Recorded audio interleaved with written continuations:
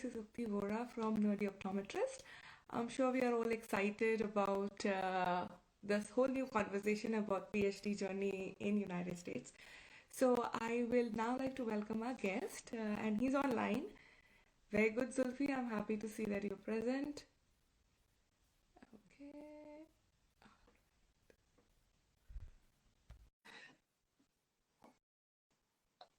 So how has day, night been for everyone so far? So while we wait for others to join and Keyur to accept and join the video as well, please note that you can ask questions. Hi Keyur, good morning. Hi, good morning. I'm so glad we were able to do this. I know we've been going back and forth about this time and finally we are here. Yeah, So I'm glad you had some time with your busy schedule. yeah. It's finally the semester is ending, so fortunately I have some open time. Wonderful. So while we'll give another minute or two for everyone to join, meanwhile, thank you everyone for joining. And hello, Khushbu. I'm just going to look out for some responses out here. And anyone and everyone who's joining, please feel free to ask questions throughout our conversation if you have anything to discuss. Right. So are you all set for the weekend? I always look forward to the weekend. Yes, my room's a mess. I have to do a lot of laundry and cooking, so yes, I guess I'm all set for the weekend. Oh, that's a US life. I think we should be also talking a little more about the reality. Yeah. Wonderful. So I think we have quite a few people online, and I also see your Ools team, Fakhruddin and Zulfikar join as well. So good job, guys. You're all always present, and I'm glad to see you guys here too. All right, and to all the others, welcome and thank you so much for joining. Perfect. So with that, I know you, I think, since our college days. Yeah. Because I passed out when you joined, but you're still my junior, so I knew you were around. So I know you, but I know many people don't. So I'll start with your quick introduction, and then we can go into this entire PhD process. Sure. And I already have the first question from OptKey24. What are the requirements for applying for PhD? Well, I would say we're going to get to that for sure. So keep sending in your questions, and I will be trying to ask all of them or most of them to Keyur, and we'll try to cover everything in this session. So this is exciting, Keyur. Even before we start the conversation, we have questions. All right. So first thing first, Keyur Savla, and to be Dr. Keyur Savla. I know him from Lotus, but yes, he did his bachelor's from Lotus in 2016, after which he was a faculty at Wavikar Eye Institute in Mumbai. And then he got accepted in the University of Alabama, where he's currently doing his PhD. He's in his 5th year, and he's doing his research under Dr. Andrew Pucker, working on multifocal contact lenses for myopia control. So the most hot topic with, I would say, best people in the industry. So good job, Keyur, and a very warm welcome. Thank you once again for your time. I really appreciate it. Thank you for having me on here. It's always good to help others in the same area. Absolutely. So I actually want to understand, was this PhD always your dream, or is it something that you decided to pursue at some stage of your life? So I remember when I was in 3rd grade, I was asked to draw what my career would be, and I drew a scientist. One, because it was easy to draw, but my picture of a scientist was someone with a test tube in a chemistry lab. So like that was my picture. And then after that, of course, I got into optometry, and yeah, we all do this capstone research project at Lotus. I did not know that there was anything further in research until almost my 4th year, wherein Vishwa, who was my advisor, Dr. Vishwanathan Ramasubramaniam, he suggested, oh, yeah, that you can do a research PhD. And I was like, okay, cool. And I was like, yeah, sure, whatever. Because it's in the US, who's going to pay? So I was like, yeah, I don't have that kind of money. No, like, who has money to go to the US and study for 5 years? So Like if I had that I kind hear of you. money, I would just stay in India and live my life happily, no? So he's like, oh, you don't need to pay anything. You just need to apply. All you need is like the application money. I was like, huh, okay. I didn't believe him. I did a little bit of my research. And then once I graduated, I was like, huh, this is something I should seriously consider. Uh, and so yeah, that's how I got into research. So until like almost 1 year before graduation, I didn't know PhD existed in vision science or anyone could do this at all. So yeah, that's how I ended up being here. This sounds very, very, I would say, very supportive to many people who are lost or who don't know. But I have to say, generations, I mean, I do say generations because I have passed out for quite some years now. I hate to admit it, but yes, I do know many students who are doing optometry. They already know what they want to do. So they are way more smarter in terms of they have their set plans. But I feel so good that, we are not the few ones who didn't know where our career was going. Yeah, for sure. I had no idea that I would end up here. So talking about your journey, you said you have done your bachelor's. Did you do your master's back in India as well, or no? No, I did not. So I finished my bachelor's in 2016, and then I tried looking for like jobs. I had worked in clinics, and my father is an optician, so I did like the optician setup as well. And I was not very happy. While I was teaching at Wavikar, I did enjoy teaching, but Wavikar did not have like a lot of research going on that at that point. They did not have students that far along. So I was like, okay, I need to do if I'm interested in research, which I was like, okay, I just need to do that. And I was too late for the application for masters, to be honest, by the time I decided that. And uh, then I was like, okay, I don't know if this is something I would need to do. And I asked Dr. Vishwa, and he was like, no, you should just apply. In the US, especially, you don't need any other qualifications per se. So just apply, and you will know where you stand, etc. So I was like, fine, I'm not enjoying anything else as well, so I might as well just apply, as he's saying. Yeah, so you don't need a master's, especially in US. US, the minimum requirement for any PhD program entrance is 16 years of education, which optometry qualifies for. If you're just a BSc in science or something, it's 12 years plus 3. So that does not qualify because it's 15 years of education. So you might want to go ahead and finish like masters or something. But optometry in India, if you've done like a proper bachelor's degree, it's considered as a 4-year education, even though I know like the last year is internship, but it's still education. So yeah, it qualifies you for PhD application in the US in most places. So that actually is a very great insight because I know many people feel for PhD or master's is mandatory and they might just not apply, Yeah, that might. thinking that this Yeah. is a requirement. I have to study 2 years for masters and only then I'll qualify. So I think this was great. Even I wasn't sure, to be honest. I'm like, oh, you did your PhD without your master. So I made sure I asked this question when we go live. So this is great. This is great to know. In US, that's So not the case. It might be in other countries, depending on university, but in US, I know for sure.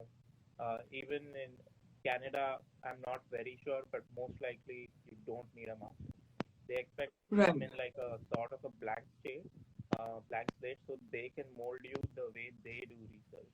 Because what I got see it. from people over here is when people come with a lot and lot of experience, it's just hard for them to unlearn and relearn new things. So they prefer people who don't have extensive experience. Got it. Perfect. So, as we started talking about it, I know everybody is having questions about like, what's the process? Do you need GRE? So, when you say about application, let's directly dive into your process of application. And please note, everyone, this is only pertaining to United States for now. That's where we are talking about. We don't know if if things would be different or similar in other countries. So, yeah, if you can share what was your application process here. So before I start answering this one, application process changes each year. Like the small minimal requirements will keep changing, and each university goes on updating. So you want to find out what is happening for your year, because my information is say 4 or 5 years old. But in general, the idea is that applications will open sometime around August, um, and they close around December, Jan. Each university will have a different deadline. Keyur, 1 second, sorry to interrupt. Your voice actually went low, your volume. I don't know if you kept your hand on it. Is Yeah. is it better now? Yes, it is so much better. Yeah. Sorry, go Oh, ahead. You were saying that the application is around August to December, you said, right? yeah. In between So that. applications open in August and they close around December or Jan. Each university will have a little bit of a different deadline, and one of the few things that you need for sure is you need to have like your CV, which is different from a resume, and they are very particular about getting a CV. So find out what's the difference and make sure you write a CV and not a resume. Resume for them is 1 or 2 pages, which is like a short brief intro of what your skills are. And the understanding over here is resume is for an industry job where thousands of students apply, so that they get a quick idea of what you are about, and that's it. They don't have time to look into it. But for PhD particularly, you want to send in a CV, which is a detailed explanation of all the things you have done. So you have to write like your paper titles or poster titles and everything in detail. And at that level, they are expecting about 3 pages minimum to start with. People have longer CVs, but I had to stretch mine to get to 3 pages, to be honest. So yeah, so they are expecting a CV, which a lot of people don't understand the difference and submit it the wrong way.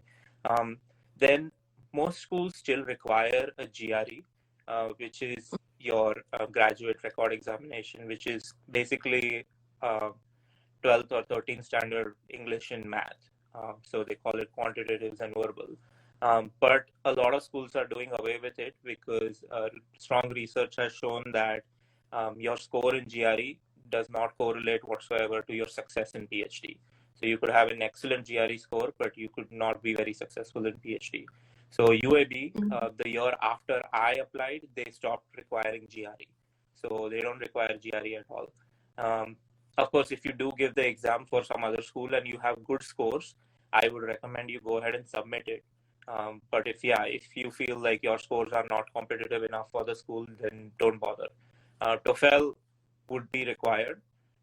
Some schools accept IELTS, but you again have to check their guidelines each year. They keep changing. But TOEFL is like your English language requirement, whether you know good enough English, etc. And for that, I would recommend getting like a decent score. It doesn't have to be like super high, but anything above like 100, 105 or something that is acceptable. Um, and then apart from that, you will need letters of recommendation. So 3 letters of recommendation are required from most places, and those are probably the most important aspect of your application once your application gets to someone's desk. Your scores and your percentages, or GPA as they call it over here, that will determine whether people are going to bother reading it or not. But most likely, if you're applying, your GPA and all is decent. It's anything above 3.0 is acceptable, which in Indian terms would translate to anything above 65 or 75%. And you have to get it evaluated for some universities by World Education Services. It's called WES evaluation. Probably the most expensive part of the application, costs around $200. And that will give you what the conversion is into a GPA and of your grades and everything. And if you have about 3.0, then you are in. But after you're in, the thing that they stress most upon is your letters of recommendation. And this is a very tricky part. This is where most applications, in my opinion, fail. And I say most applications because I was on the admissions committee for UAB last year, and I got to see the process like internally, how they review and everything. And this is where they stress the most, especially for Indian students. Seeing the sort of like letters of recommendation I have seen, I would recommend going through the letter of recommendation yourself before it gets submitted. So whoever you are asking, make sure that you get to have a look at it before it gets submitted, to see that just say all the facts are correct or not. Like I just want to make sure. It is not important that someone of a high position, or your dean, or the best known optometrist in the country writes you a letter. What is more important is what they write. Their position might not be that great.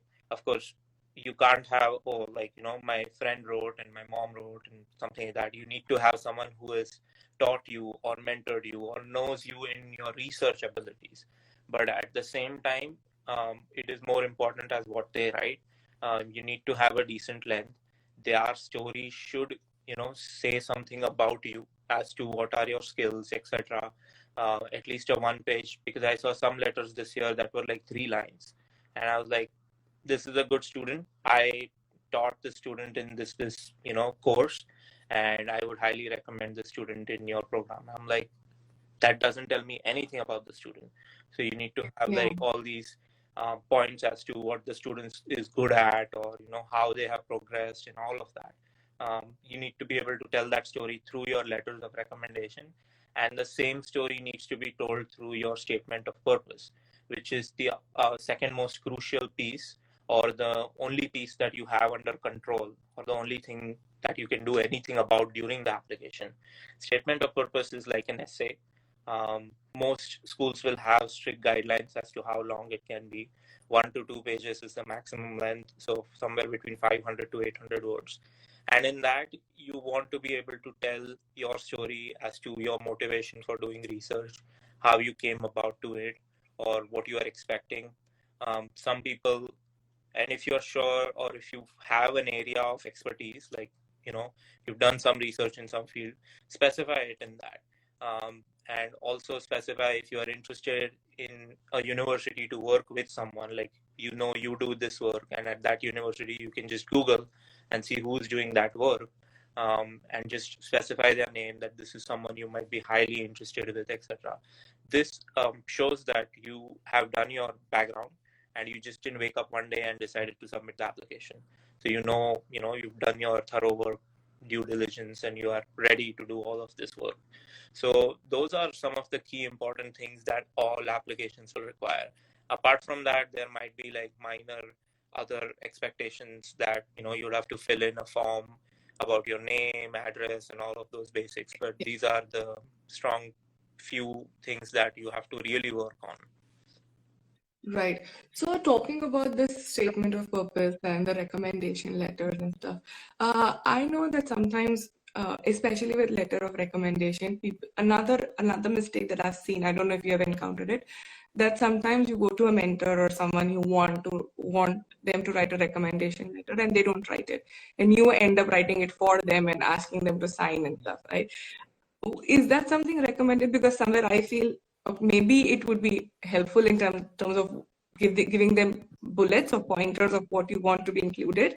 But at the same time, it somewhere is evident that you are writing it if you're writing like 3 formats of it, right? Because everybody has a different way of writing. You as much as you would try, it will come across that you have probably written all 3 letters and you're just changing the words. That is correct. But yeah, so your point is, I completely agree, and I encourage over here. Once I got here, especially like deans of schools and all, they get a lot of requests, and if they were to write everyone's letter, it's impossible. They would never get anything else done. So definitely pointers when you can give, or if not, like sometimes over here also, when I ask someone, they are like, "Oh, sure, write a letter, and I will edit it on that." So definitely, I would, if of course you trust the advisor and all of that, and they have the time, sure, let them write it for you. If not, then definitely give them pointers. If they are not available for that, then write the letter. And yeah, I know it's a acquired skill to make sure that all 3 letters sound different, or all of that. That takes a lot of work. One of the things I would suggest is having someone else read through it and edit it in a way that they think that it would be right. And for sure, over here, people are not stupid. One of the things I feel like super embarrassing is when it's a cookie cutter letter of recommendation, which is some agency or someone else has written, and you can clearly see that it's got nothing to do with the student. It's like, the student is good at this and this and this, and it's just a bland statement. So what I think makes a difference is they are looking for your experiences. And if you are asking someone to write a letter, that means you have spent some time with them. and they have Right. mentored you on one-on-one. So you need to be able to show those one-on-one interactions in the letter, which is what makes the difference, even though the writing style might be very similar. So like Right. one of the things I wrote is in the Lotus lobby area, where the water cooler is basically for us. I used to have a Yes. lot of discussions with Dr. Vishwa sitting right there in the lobby area, because classroom was always packed, and there's things going on in the staff room, etc. So you should just sit there and discuss a lot of times. And so that is something I wrote in my letter of this something I wrote in my statement of purpose, and he co-referenced it in his letter of recommendation. That he's super interested or curious about things, and whenever he has a question, he will just grab me and find me in the lobby, and we will discuss about it, etc. So those kind of one-on-one experiences is what's going to make each letter individual, because you cannot have same experiences with everyone. Right. So make sure you emphasize on those, and make sure that that is something that is highlighted. Right. And I think I really liked one very important thing that you mentioned is it is very important to make sure that you're asking others to read for you. Yep. It could be letter of recommendation, it could be statement of purpose. As amazing writer as you could be, just it's always better to have like multiple people scan it and review it for you before you submit it. And it's important, I think, that also, your story is coherent. By story being coherent, I mean to say, if you are writing in your statement of purpose, it's again, you're trying to sell yourself. It's a marketing tool that why am I so great? Why should I, you read my application. So you're putting down a story as to, what you have done or how you have progressed, etc., etc. Say you are writing about, I did 2 researches while I was at Lotus. One was for Silmo Paris, and one was for my capstone project. If you're writing like 2 paragraphs in your statement of purpose about one research project, you want to make sure your letters of recommendation reflect that. It shouldn't be you write about one thing and the recommender is writing about the completely different thing. And then the reviewer on this end is like, wait, are these 2 different people or the same person? So make sure like whatever points you are stating also gets stated in the recommendation letter. If you are, say, hardworking, then the recommender should also say something along those lines. So what I did, and which I feel is a very good idea, is to get your statement of purpose thoroughly done very early.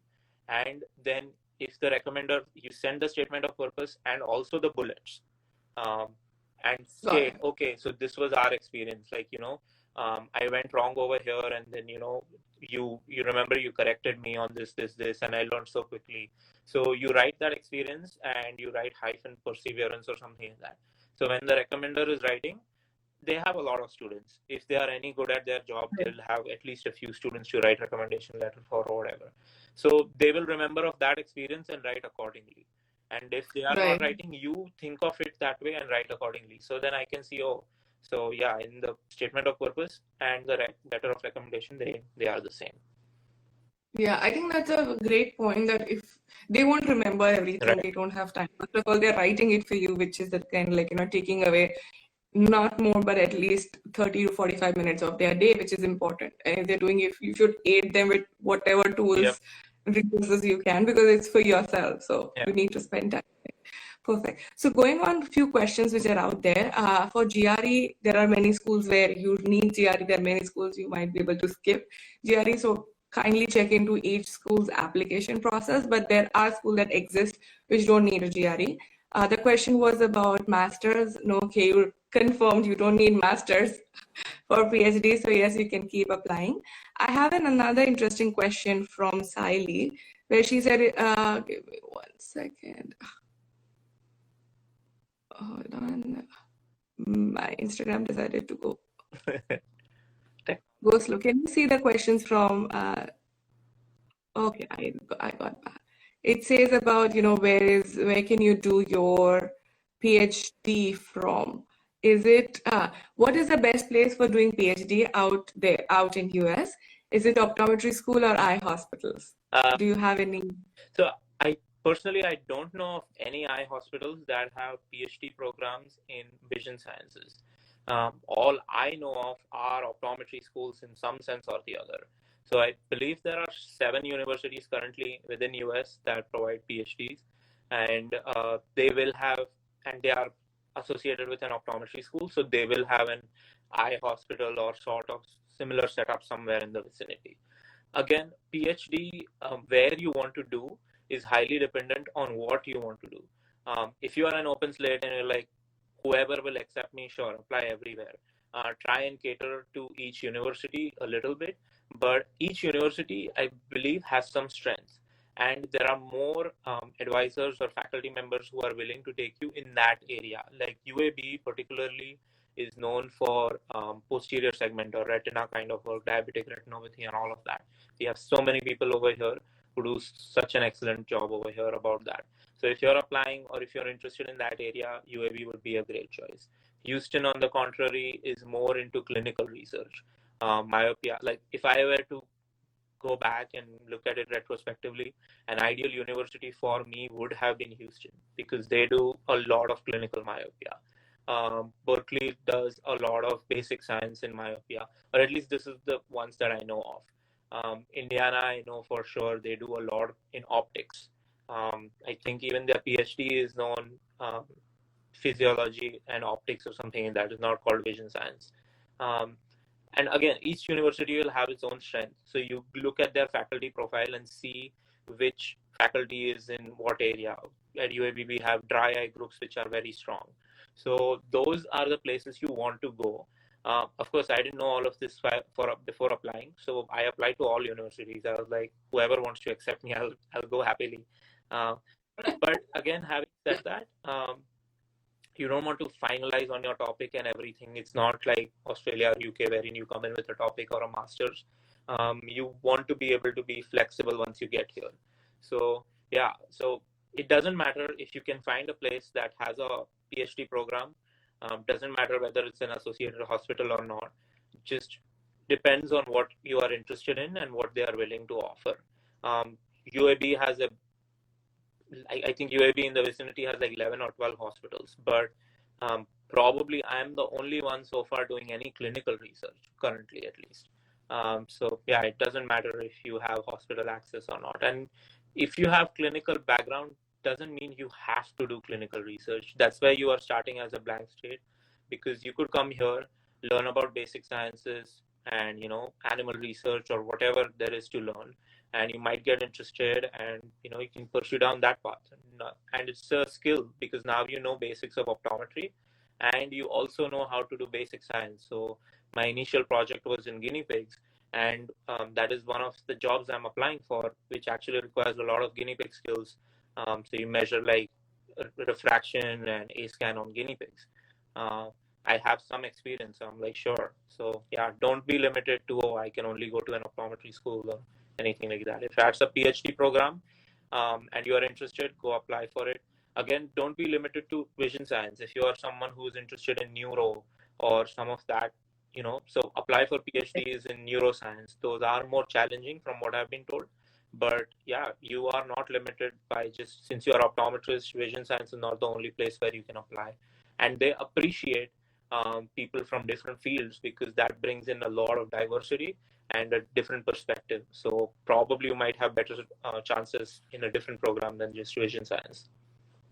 Got it. And I think this is interesting, just because you said how it is different in, say, Australia and UK versus US, where you don't really have to go in with a topic, or you don't really need to have that clarity that, yes, I want to do this and this is my specialty or my area of interest. It lets you explore and then decide. So talking about exploration, can you tell me, like, what is the program process? Like, okay, you got accepted, what happens after that? So generally, this is how it's set up. You get accepted. Again, UAB has changed drastically since I got in. But currently how UAB goes, I'll explain, and in general that will give you a gist. So UAB currently the first semester, so you will come in sometime in August. That's when most programs start. If you can come in early, I would recommend come in early, because when I came here, I realized I was sitting at home twiddling my thumbs from May to August, waiting for the date to arrive. But I could have come here and started getting some experience, etc. And most universities have that option. So if you can come in, reach out to, once you're accepted, speak to your dean or whatever and try and see if that is possible. If not, you will come in August and you will have a lot of classes to take. Simultaneously, UAB currently doesn't require you to start lab rotations, but most places will require to start lab rotation. What does lab rotation mean is you go through their list of faculties and you pick an advisor. You're like, okay, this is the something I'm interested in, or this is a person I want to work with, etc., etc. And you will work in their lab for 8, 10, 12 weeks. Each university will have its own different length. And the advisor is then figuring out how you are as a person, and you have to choose how the lab and the advisor is as a person. And you both can agree that, okay, you are like, I want to join this person's lab, and that advisor also has to accept you. And then you finally find a home. Generally, most students end up doing 2 to 3 lab rotations just to get a variety of little bit hands-on experiences. And also sometimes it takes a while to figure out where you want to be. And that is not the end of the world. If you don't figure out by the third lab rotation, doesn't mean you get kicked out or something like that. I have seen students who have done 7 lab rotations as well. It's just you are spending a lot more time, and the program is also in a rush to get you somewhere, like get you a home, because new students are coming in simultaneously. So while you're doing all this lab rotation work, you will have some sort of classes, which can be considered. It's not equivalent to, you do not get a degree of master's, but it is very similar to having master's classes. So they'll do basic sciences, anatomy, physiology, all of that, skills, etc. But you do not get a master's once you're done with those classes. I did not get any master's. So a lot of that is a misconception. So those would be your first 1.5 to 2 years. Once you have finalized your lab in first year or so, you'll start working in the lab, and you will end up on a final PhD project. And once you decide on the PhD project, each school has a different entry level to candidacy. After that, the next step is PhD candidacy. If you were to set a bar as to where would a master's end, it would be at candidacy, for example. So that's around the first 2 years. You're done with all your classes. You know what you're going to do, and then all you have to do is research until you graduate. PhD candidacy, every school has very varied requirements. Some schools have 8-10 hour long exams, theory, and oral exams and all of that. UAB is completely different. We just write our research proposal, and we defend our proposal for an hour, and that's pretty much all of it. So yeah, that I would not comment on a lot, but yeah, that's something you'll figure out once you get there. And after that, you start your research, and God forbid COVID happens again in your time, you will be able to finish your research in time and defend your thesis and graduate. So that's the general process like.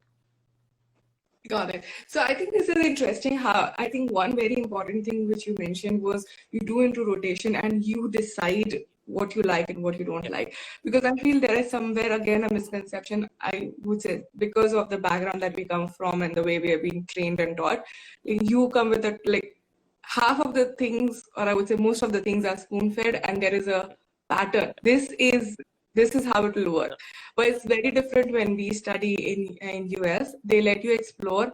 They let you decide what works for both of us. So you as a student or an applicant also has a say in, I don't like this, or I don't want to work with you. I want to work on something else or with someone else. So I think that is, as liberating as it is, it could sometimes be confusing as well, because now you suddenly have to own your decision. Versus someone telling you this is it, like just do it and follow. So yes, so we prepare. There are good and bad, both of sides of it, but you don't have to, you're not kid anymore. You are at a PhD level. You're making your own decision and setting your own career path. So I think that's a great and important insight there. Let me tell you this: it's not all a bed of roses. It can't be like, oh, I want this person, and they are waiting for you to join. There are a lot of factors. They have to have a project going, or you have to have skills that are necessary in that area. Most of the times they'll be willing to train, but depends if they have time, etc. They have money or not. Money is the biggest factor, because the lab will be the one that is mostly funding you. It shouldn't be a hindrance. Like UAB, if money is a problem, the program funds. That's how mine worked, because my advisor did not have the funds. I'm his first student, Dr. Thakur's first student, so it was not like a straightforward path. So the program is funding, etc. Things do work out, but I'm not saying, oh, as soon as you see one person you like them, it's just like, oh yeah, perfect, joins up. No. Yeah, and as you said, at least this is what is very good here as well, that there are ways you can talk to Yep. people, you can talk to admins, and this is what I highly recommend everyone to do is even from your application Talk. process, Yes. if you have any questions, talk to the faculties, talk to the admin, department, send them emails even if it means like asking same question 10 times. They are very patient and they respond to everything. So Yes. talk to people. That is the biggest key to find your way and do find the right path. Biggest thing I've learned is ask for help. Don't be shy, be annoying, be perseverant. You have to send 50 emails, send 50 emails. Ask for help. People are busy. It's not that they don't want to help. People are busy. Sometimes they forget. Sometimes they have something else going on. Just a gentle reminder every week, every 2-3 days, anywhere in science, I would say that is one thing you have to keep in mind. Ask for help and be Right. perseverant. Like just keep chasing until you hear back. Right. Perfect. So I'm going to take a few questions before I go into my next question. So I saw Fakhruddin asking, okay, what is better, doing an OD or a PhD? Depends what you want to do after you graduate. Money wise, if you're looking, I would say, again, depends. So it depends. OD will give you clinical licensing. So you will be able to do an optometrist job at a higher level because over here, the scope of practice is much larger in US. So that will give you the clinical license. A PhD will give you research skills. A PhD, I would say, opens a huge pathway. You can now go into industry and, you in PhD, you don't, apart from the degree, you earn skills. So you can communicate well, you can write well, you can perform certain skills in the lab well, etc., etc. So that opens a huge pathway. Having said that, OD in US is if you have that kind of money, I wouldn't suggest you come to US because it's very, very expensive. In general, the price range is from like 150 to 200K USD, which is around, I don't know, 1 crore to 1.5 crore in Indian rupees. And I'm like, in my head, I'm like, if you have that kind of money lying around in India, just sit there and enjoy. Why bother all this? But yeah, that's the general price range. But having said that, again, if this is something you're very passionate about, there are ways, and we'll probably get to it in the end. That's something I'm looking forward to myself. But yeah, that's the difference depending on what you want to do. I feel getting into an OD program directly from India is much more challenging because one, they do not understand what optometry is in India, and two, it's very hard to bridge the gap because over here no one, like very few people are doing that. So now slowly people are understanding, oh, this is possible. Oh, they know what optometry is, or they have these skills. The blanket statement over here is optometrist job, just no refraction back home, which is not true. We do a lot more than just refraction.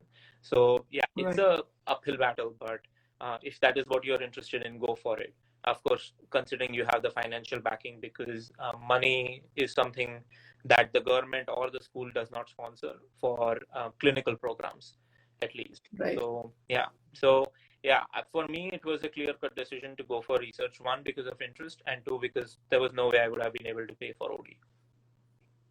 Yeah.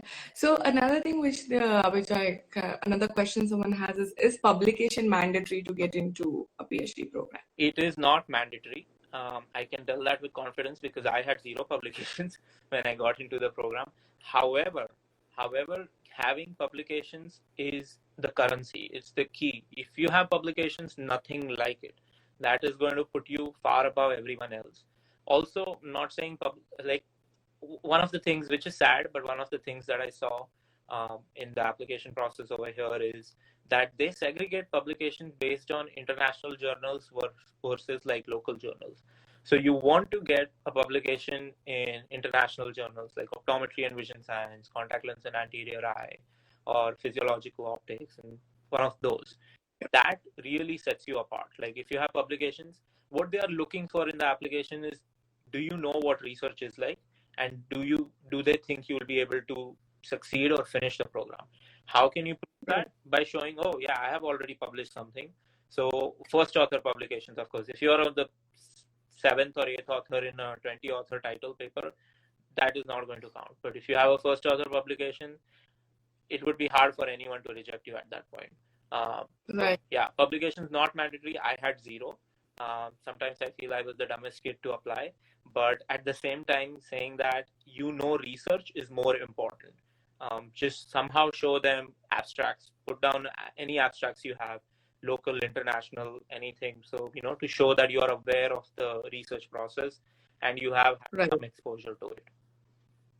Right. And when you said about, you had mentioned, and I'm going back to one of the questions which is there in the comments, you said you don't need money to apply for PhD. It's not expensive, right? I mean, in sense, of course, there's an application process, but when you compare to like an OD program or something, you don't really need that kind of money. But someone did mention or ask like, what is a scholarship process? So I feel there is still a few questions in terms of the financial part of PhD. If you can, discuss more about that. So, of course, your application is going to cost, if you have to do West evaluation, is $200. Depending on university, I think UAB is like $50 per application, but I remember Berkeley being $120. These numbers change every year, so don't quote me on any of those. You need to look out and find out and some of them are free as well. I remember some of them just being you apply. You don't have to pay anything at all. Apart from that, GRE is going to cost you certain amount, and TOEFL will cost you certain amount. I don't know what it costs right now. But I'm taking the whole process through. Once you send an applications, you get your interview. Interview is virtual if you are in India, especially. They would fly you in if you are in US, but most of us aren't. So that is free, like Zoom, basically. And after that, you would have to pay for your visa out of your pocket. I believe currently it stands at around $200, and your passport and all of that, and your airfare.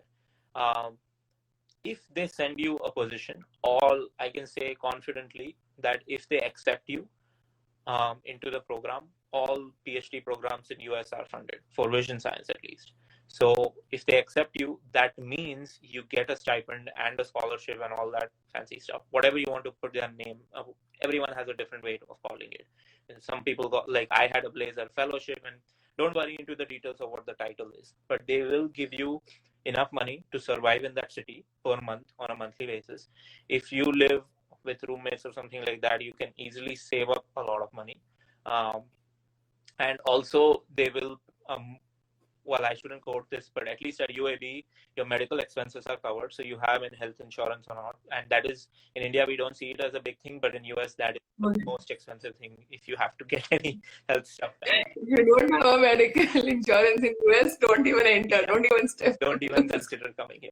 So they will provide with that, and they will provide with all your tuition. So any classes and all that you take, that is covered. At UAB, at least the policy is I was free to study whatever I wanted, as long as they thought it would help me. So I have taken a bunch of classes from leadership all the way to understanding how to do better arts in science. So better drawing in science, or understanding how to do better figures, etc. So yeah, each university has its own policy. Once you get there, but they will cover all your tuition expenses. So what I would say is you need to have enough money all the way until you can get yourself an air ticket. A one-way air ticket from India to US. After that, I think you're pretty much covered. I think that's a good thing. So you don't really have to go through the hassle of really applying for scholarships and knowing of making sure that will I be able to pay the fee or PhD, the tuition fee and things. Applicants, like, you are considered for a scholarship. They won't get you here unless they can pay you here. At least in vision science, that's the case. Got it. I think that's great. I hope we've answered that question. If anything, any other thing that you'll have around this, do drop in a question and I'll try to take that and ask you about it. Now, when we talk about, okay, you got into PhD, it's great, you liked it, but what is a student like? Let's go into the reality of it. I know you just mentioned it's your weekend and your weekend plan is doing dishes, doing your laundry, cooking so that you can feed yourself for the next 1 week. That is a reality, guys. It's not all beautiful. Yes, he might post images of beautiful fall colors outside, but inside he is probably vacuuming and doing dishes. Okay. One, do not look at my Insta and think that's what my life is. That is, I'll be honest, that is completely fake. I take these pictures once in a month or once in every 2-3 months, and they are spread out over the time because a lot of friends in India, like, you don't post anything. And trust me, I don't even post actually. These are all set up on a Hootsuite account and they automatically post after a certain time. That's how busy things can get. Yeah, so I would say in research and in PhD, it's a cycle, or not a cycle, but it has its ups and downs. Like right now, I'm a little more free because the semester is ended. Though I'm not taking any classes, it frees up some time for my advisor, so I'm doing fewer things on that end. It frees up a lot of other activities that I do on campus, like, students are going home or whatever, so there's some extra time that way. But during the semester also, it cycles. Like fall, as soon as it starts, everything picks up. There are a bunch of deadlines for grants or scholarships or etc. And then that's the time I see patients mostly because students are on campus, and then it dips down during holidays. Then again, it will pick up.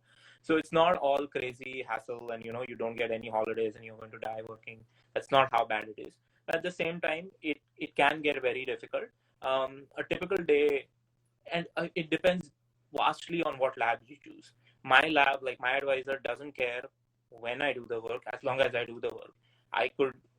He would be okay if I sat in India for 6 months, but I still kept doing the work somehow.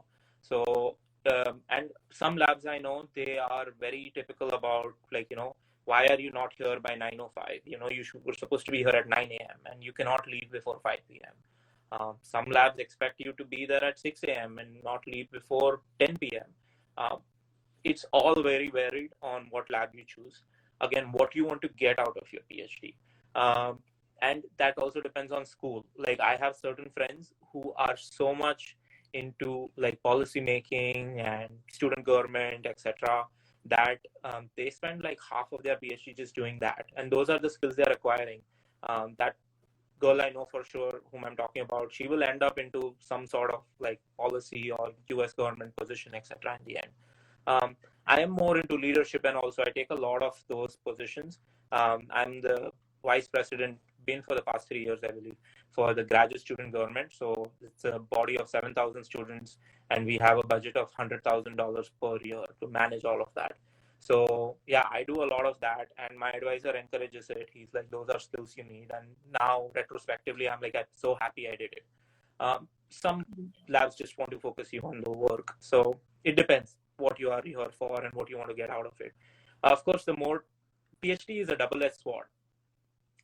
There is no limit to how much you want to work, because the more you work, the more publications, the more experience, and more things you will get out of your PhD. And you have 4 or 5 years of free education, and you can take, like I was taking like 16-18 credits per semester when I started, and then my admin was like, you're consuming funds worth of 2 students, we can't allow you to do that.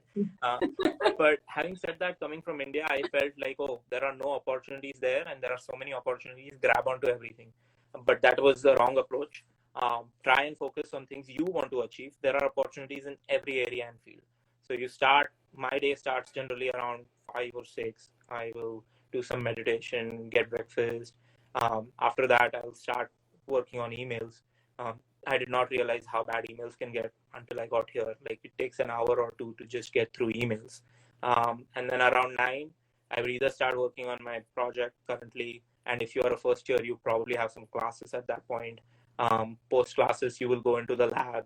I would say, for my case, I would be seeing a patient for my research.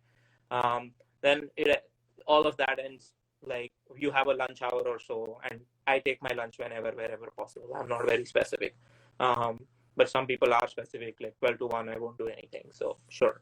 And then after that, like I see patients maybe by 5ish, it winds off. On a general basis, ideally I would like to go to the gym. Doesn't happen every day, sometimes doesn't happen for a month, but on an ideal basis I would like to go work out or something like that. And then by 7ish, I'm done with that. Come home, cook or something, because at that point there's a bunch of cleaning of vessels and cooking and all that stuff. Nice, happy stuff which your moms are doing currently, and you'll have to do once you're here. And yeah, the day ends with me either trying to catch up on some other work for the next day, or you have to study for an exam or something like that in your first, second year, or me trying to read some books or doing some other leadership activities and all. And in between of this, you can sprinkle like, award lectures, or, there are some people attending over here or visiting. So you get to meet those people, or there are some lectures or lunches or meetings or something or the other. So yeah, those kind of things. On the weekends, generally, there are a lot of activities going on. While doing this, I'm missing one of them. So we have a science center, and um, this graduate student government does a community service activity um, that we can go and help over there, and as a perk of helping that place, we get to enjoy the place for the rest of the day for free. So yeah, those kind of things are always there. Most of the weekend definitely goes in trying to keep up, like, cleaning the room, doing laundry, dishes, all of that. And yeah, the whatever remaining time is there, we either try to binge Netflix or try and get some photos so I can keep posting. But yeah, that's what the general life is like. You do get holidays. UAB is very annoying in that sense. I would say they consider us employees when it comes to holidays. So officially, I'm only given, like, I think 4 or 5 holidays a year. But apart from that, there's always a discussion with your advisor, and you can get like 2-3 weeks off a year to go home if you want. What I did was like, hey, I'm not going to go home for the next 2 years. So I'm going to take 6 weeks off when I go home, because I feel like going home, jet lag and everything, it just takes 1 week away as it is. So yeah, those kind of discussions are all independent and depends on your advisor. If you're getting married, I'm sure they'll be okay with you going for a month. But yeah, so. Yeah, so I really liked how you described your entire student life. Mainly, it is more of work. Plus, it also gives you a personal time. It's not just work, and like you will die working because you're doing PhD. Yeah, at UAB, mental health is very important, and most schools it is. In US, mental health has become the new hot trending topic, and so yeah, personal care, personal time, very, very important. I'll be honest, I had a burnout early in my PhD, and it's not advisable. Sure, you think you are doing a lot more and you're productive, but that burnout will take like a month or two away in the end. So it's not worth it. Don't go for it. It's okay if you can't write a paper, or it's okay if you can't submit a fellowship. That's not worth it. So yeah, taking personal time is very important, and make sure you guard and protect that time. I know some students who have like, I'm not going to answer any emails after 5 p.m. on Friday, like until Monday morning 9 a.m. Even if my project is on fire, I don't care. So yeah, you set your boundaries and make sure people understand, your advisor understands that. So yeah. I think that's very important, and it is kind of appreciated and accepted in US, is what I've seen more compared to coming from India, where people do have a very distinct work and life. Like they don't mix everything like we do. We are always on the go. We're always available. That is not considered to be a good thing, because they feel you are not contributing 100% in either of it, not in your personal life or yourself and work. So as difficult, but that doesn't mean you take it for granted and don't work. So you need to find a sweet spot there. We have like a last question before we end up this session. What next? I know we all feel, okay, I've got your PhD. Okay, is there end of what you're trying to do, or what's next? So I'll tell, there are a lot of options. It's not the end of the world. Of course, I think if you're planning to stay in the US, the challenge is more like making sure you can keep your visa rolling, because getting green card in US is like forever, unless you get married to someone who's a citizen. That works out very well, but getting a green card is a challenge. But yeah, so you want to keep your visa rolling, and that's a game that gets changed with every presidency, I feel. In my case, I'm looking to go to optometry school. Currently, there are 7 optometry schools in the US that offer some sort of bridging program. So I have an optometry from India, and then, they will give me 1 or 2 years of study over here, and I get my OD. I want to do that primarily because my research is clinical. And if I were to see independent patients for my research, I would need a licensing. Otherwise, I would always be dependent on someone who has that. Right. But also, having said that, there are other jobs that you can apply for, like companies, multinationals. Your advisor is the one who will connect you with it. And you just don't have like one person or 2 people will be your primary advisor, but you have a group of mentors, like a lot of them. Like I have 5 or 6 of them who have expertise in some area or the other, and they can connect you with these people in the industry and all, and you can apply for that. A lot of students go the postdoc route, which I believe is the least paying, if I'm all honest. Of course, more paying than a PhD, but it's the least paying. But at the same time, if you are planning a research and a faculty career, it's the most ideal. So a lot of students would go do a postdoc for a year, for 2 years, 4 years. Some people just love that job and keep doing that. Some people switch, jump. It's becoming more and more fluid.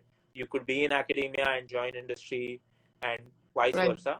Of course, I'm not saying it's easy, but more and more it's being accepted that it's okay to switch over. So yeah, these are some of the options that I have seen or I would consider. OD programs are getting easier, and if you've not applied yet, by the time you finish your PhD, I think getting into an OD program would be way easier. I did not know how it would happen for my time, but I'm pretty confident I can end up in one once I'm done. But yeah, these are the few options. It's not like, oh, there are no jobs in the US and you will have to go back to India. I know people who have gone back to India. It's not the end of the world. You have a lot of them at LVPI and they're doing excellent work. But at the same time, you are not, PhD is a skill, you are not limited by country. I know people go to Australia after getting this PhD because now they have a research skill set which is applicable wherever you want to go. So yeah, there are lots and lots of options. Of course, you have to be a strong candidate and you have to apply. You can't be like, oh, people will be begging for me to join. I hope that happens to you, but that is not the case most likely. But yeah, after that, you have multiple options. You can join pharma companies, depending on your area of expertise, or you can join industry like J&J, or because they do a lot of dry eye contact lens. So yeah, a lot of options. Wonderful. So I know we do have like a limitation in InstaLive, so I'm going to kind of end this quickly. I really appreciate and thank you so much for missing your weekend routine and joining us on this InstaLive. This was super helpful for all those who have joined. I hope we've answered all your questions, if not, most of your questions, if not all. And this is going to be available even later. So just follow Naughty Optometrist and you'll be able to, access this video even on the later time. So if you miss some part of it, don't worry, it's not end of the world. And you can reach out to me, or I would say even Keyur. Yep. He might take some time to respond, but we'll definitely respond back to you guys. Yeah. With that, thank you once again, Keyur, for your time. And thank you everyone for joining. I really, really appreciate it. Thank you. Thank you for having me, and hope you guys have a great evening and great Sunday. And I'll go get started with my weekend. Thank you so much. Bye. Bye.